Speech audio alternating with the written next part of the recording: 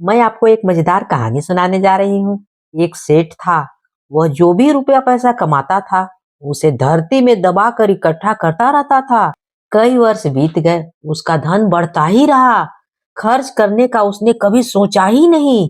एक दिन क्या हुआ कि उसे यमराज के दूत लेने आ गए और सेठ से बोले, चलो रे, यहाँ से चलो, हम तुझे लेने आए हैं। सेठ बोला, यार यमदूत भाइयों, आप मेरे से आधा धन ले लो, पर मुझे मत ले जाना। सेठ घिघियाने लगा। यमदूत ने बोला, नाना, रिश्वत खाने का काम तेरे धरती पर ही होता है, वहां कुछ नहीं चलता ये सब, तू चल मेरे साथ। दूसरा यमदूत बोला। सेठ जी बोले, अच्छा तो सारा ही धन ले लो, परंतु मुझे यहीं पर छोड़ दो, मैं आपके साथ जाना नहीं चाहता हूँ। सेठ ने फिर हाथ जोड़कर बोले, तुझे ही तो चलना है, तेरा धन हमारे लिए किसी काम का नहीं है, तू चल हमारे साथ। यमदूत ने दो टूक कहा। सेठ जी बोले, अच्छा, तब मुझे थोड़ी देर के लिए माया से बात कर लेने दो, उसके साथ ही कुछ परामर्श कर लूं। सेठ जी ने हाथ जोड़कर दोनों यमदूतों से प्रार्थना की। यमदूत बोला, अच्छा ठीक है, परंतु शीघ्र करो। सेठ जी दबाए हुए धन के पास गए। उसने धूप अगरबत्ती दिया जलाकर धन माता से कहा। धन माता के आगे हाथ जोड़े, हे माता माया, तेरे लिए मैंने दिन रात एक कर दिए, तेरी सेवा में कहीं कोई कमी नहीं की, पाई पाई इकट्ठा की थी।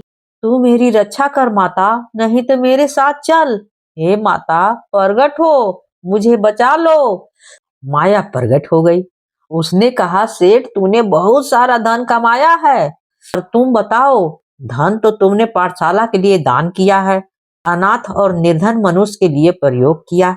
तू बता, तुमने भूखे को रोटी और नंगे को वस्त्र दिए, नंगे पाँव वाले को जूते दिए, पानी के बावड़ी या तालाब बनवाए, सराय बनवाई, सराय बाग बगीचे पेड़ पौधे लगवाए। तुमने तो ये पैसे अपने पर भी नहीं खर्च किया।